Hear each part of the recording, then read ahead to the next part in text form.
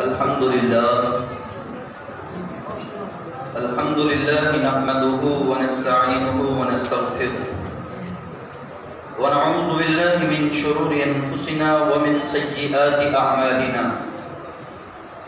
من يهده الله فلا مضل له ومن يضلله فلا هادي له ونشهد أن لا إله إلا الله وحده لا شريك له ونشهد أن محمدا عبده ورسوله أرسله بالحق بشيرا ونذيرا أما بعد فأعوذ بالله من الشيطان الرجيم بسم الله الرحمن الرحيم يا أيها الذين آمنوا اتقوا الله حق تقاته ولا تموتن إلا وأنتم مسلمون يا أيها الناس اتقوا ربكم الذي خلقكم من نفس واحدة وخلق منها زوجها وبث منهما رجالا كثيرا ونساء واتقوا الله الذي تساءلون به والأرحام إن الله كان عليكم رقيبا وقال الله تعالى في مقام آخر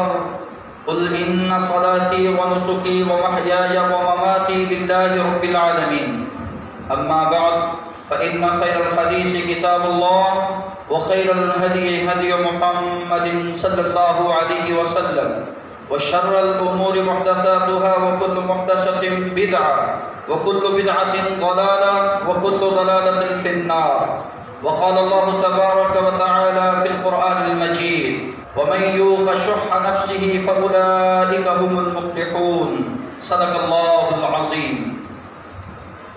تمام قسم کی تعریف اللہ رب العالمین کے لیے ہے جس خالق نے ایک دفعہ زندگی میں اور خوشی کا موقع عطا فرمایا ہے. درود و سلام پیارے رسول صلی اللہ علیہ وآلہ وسلم کی ذات اقدس ببرکت پر جنہوں نے شریعت کی رہنمائی فرما کر ہمیں سنتوں کو زندہ کرنے کا موقع عطا کیا ہے. جناب محمد رسول اللہ صلی اللہ علیہ وسلم کی پہلی سنت جو آپ نے آج کے دن بیان کی ہے ان اول ما نبدأ به کہ آج کا دن سب سے پہلی جو ہماری ابتدا ہوگی وہذا نصلی وہ نماز سے ہو. ہم نماز ادا کریں گے فنرجع فننحر پھر لوٹیں گے حلال مال سے جو ہم نے قربانی کا جانور خریدا ہے جو عیبوں سے پاک ہے اس کو قبلہ رخ لٹا کر اپنے ہاتھ سے بسم اللہ اللہ اکبر پڑھ کر ذبح کریں گے. فمن فعل جس بندے نے یہ کام کر لیا نماز پہلے پڑھی سنت کے مطابق جانور کو بعد میں جا کر ذبح کیا فقد اصاب و سنتنا گویا کہ اس نے میری سنت کو پا لیا. الحمدللہ پہلا کام جو نماز کا تھا جو آج کے دن کرنے والا تھا وہ ہم نے کیا. دوسرا کام جو تکبیرات کا تھا وہ آج کے دن ہم نے کیا بلکہ افضل ایام میں کرتے رہے. ایام تشریق 13 ذوالحج تک کرتے رہیں گے. وَلِتُكَبِّرُوا اللَّهَ عَلَى مَا هَدَاكُمْ اللَّهُ أَكْبَرُ اللَّهُ أَكْبَرُ لَا إِلَهَ إِلَّا اللَّهُ وَاللَّهُ أَكْبَرُ اللَّهُ أَكْبَرُ وَلِلَّهِ الْحَمْدُ. اس کا ورد نہیں چھوڑو. تیسری بات جو آج کے دن کرنے والی ہے جو اہم بات ہے جب ہم قربانی کے جانور پر چھری چلا رہے ہیں ہمیں چاہیے کہ ہم اپنی انا پر بھی اپنے غرور اور اپنے تکبر پر بھی چھری چلا دیں مٹا دیں اپنی ہستی کو. اور اسی طرح جو آخری اور اہم بات ہے بخشش اور فیاضی کا جو سب سے بڑا درجہ ہے وہ ایثار کا درجہ ہے. ایثار کیا ہے؟ میں خود بھوکا رہوں تمہیں کھلاؤں, میں خود پیاسا رہ جاؤں پیاس برداشت کر لوں تمہیں پلاؤں. یہ ایثار آج کے دن نہیں بلکہ پوری زندگی اس ایثار کے جذبے کو نہیں چھوڑنا. بہت بڑا پیغام اور بہت بڑا عمل ہے. بخشش اور فیاضی کا سب سے بڑا درجہ ہے ایثار, خود بھوکے رہنا دوسروں کو کھلانا. اللہ رب العزت قرآن مجید میں ان مہاجرین اور انصار کا قصہ ذکر کرتے ہوئے بیان کرتے ہیں وَيُؤْثِرُونَ عَلَىٰ أَنفُسِهِمْ وہ خود تو تنگیوں میں ہوتے تھے لیکن دوسرے کو اپنے اوپر ترجیح دیا کرتے تھے. خود بھوکے رہ لیتے، دوسروں کو کھلا دیتے، خود برداشت کر لیتے، دوسروں کو اپنے اوپر فوقیت دیتے۔ نبی اکرم صلی اللہ علیہ وسلم کے پاس ایک مہمان آیا، مہمان نے آ کر کھانا طلب کیا، آپ نے گھر میں پیغام بھیجا کہ پتہ کرو کہ کھانے کے لیے کچھ ہے۔ جواب ملا، آج تو ہم مہنگائی کا رونا روتے ہیں نا، جواب ملا گھر میں کچھ نہیں ہے۔ ایک انصاری صحابی جس کا نام ابو طلحہ ہے اور جس کی زوجہ محترمہ ام سلیم ہے، مثالی قامت تھا، مثالی عورت تھی، بہترین کردار دیا، اثار کی مثال قائم کر کہا گھر میں کچھ ہے، مہمان آیا ہے اللہ کے رسول کا، ہم نے اس کو کچھ کھلانا ہے، اس کی ضیافت کرنی ہے، اور جو تم میں سے ایمان رکھتا ہے یوم آخرت پر اس کو چاہیے کہ اچھی بات کرے ورنہ خاموش رہے، اپنے پڑوسی کا خیال رکھے، اپنے مہمان کی تکریم اور عزت کرے۔ من کان یؤمن باللہ والیوم الاخر فلیکرم ضیفہ فلیکرم جارہ، اور اسی طرح من کان یؤمن باللہ والیوم الاخر فلیقل خیرا او لیصمت۔ صحابیہ کہتی ہے بچوں کے کھانے کے لیے ہے اور کچھ نہیں ہے۔ کہا بچوں کو آج کھانا نہیں دینا، مہمان کی ضیافت کرنی ہے، یہ اظہار ہے، یہ محبت ہے۔ جب کھانے کا وقت آئے نا تو دیا میں اس کے ساتھ بیٹھوں گا، دیا بند کر دینا، اندھیرا ہو جائے اور اندھیرے میں مہمان کھاتا رہے گا، میں منہ ہلاتا رہوں گا۔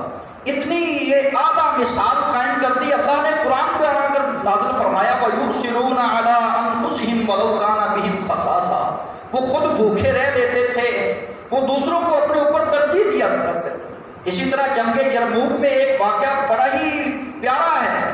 کہا پانی پینے والے کو پیاس لگی ہے اور موت کی کشمکش میں ہے، پانی کی طلب کرتا ہے، کہتا ہے پانی، مجھے پانی دیجئے۔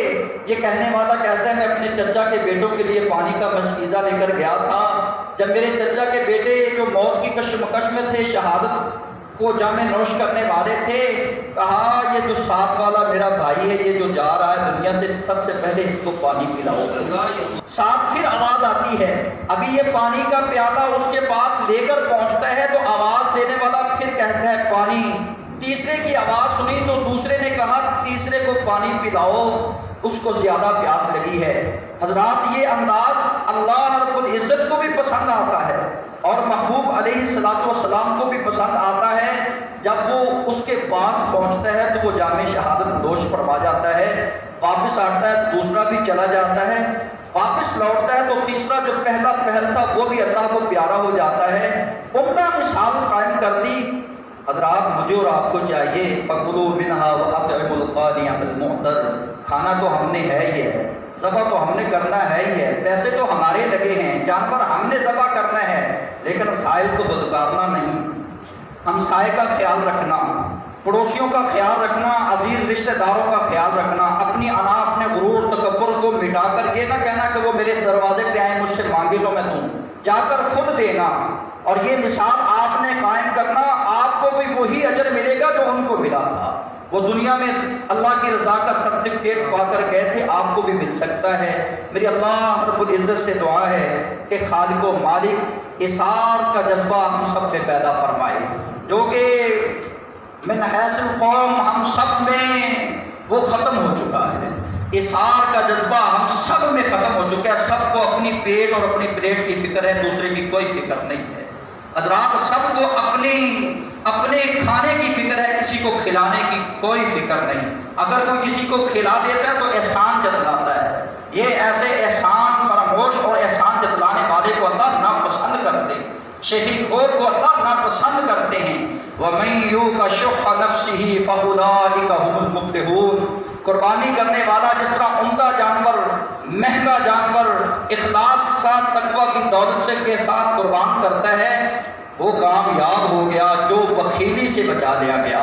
آج کامیابی اس کی ہے، آج بازی وہ لے گا جو خود تو برداشت کرے گا، خود پیاسا رہ لے گا، خود بھوکا رہ لے گا، دوسروں کو ترجیح دے گا اور ساری زندگی اس اصول کو اپنے پلے میں باندھ لے گا فاولئک هم المفلحون۔ رب کا قرآن یہ گارنٹی اور سرٹیفکیٹ عطا کر رہا ہے، یہ کامیاب لوگ ہیں، یہ کامران لوگ ہیں، یہی رب کی جنتوں کے وارث لوگ ہیں، ان پہ اللہ راضی ہے۔ اللہ ہم سب پہ راضی ہو جا۔ سبحان ربک رب العزت عما یصفون وسلام علی المرسلین والحمد للہ رب العالمین۔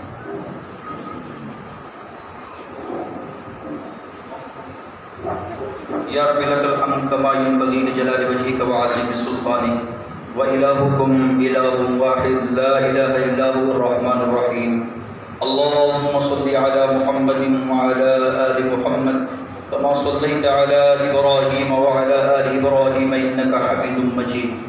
اللہم بارک علی محمد وعلی آل محمد کما بارکت علی ابراہیم وعلی آل ابراہیم انک حمید مجید۔ رب اغفر وارحم وانت خیر الراحمین۔ رب انی مسنی الضر وانت ارحم الراحمین۔ اللهم اشف مرضانا ومرضى المسلمين والمسلمات، اللهم اغفر للمؤمنين والمؤمنات والمسلمين والمسلمات، اللهم الف بين قلوبهما واصلح ذات بينهما، تقبل الله منا ومنكم صالح الاعمال، تقبل الله منا ومنكم صالح الاعمال، تقبل الله منا ومنكم صالح الاعمال۔ الہ العالمین ہمارے تمام کبیرہ صغیرہ گناہوں کو معاف فرما دے۔ اللہ ہماری تمام نیکیوں کو، ہماری تمام عبادات کو، ہماری قربانیوں کو، ہماری نمازوں کو اللہ قبول فرما دے۔ اللہ ہمیں اخلاص کی دولت سے مالا مال فرما دے۔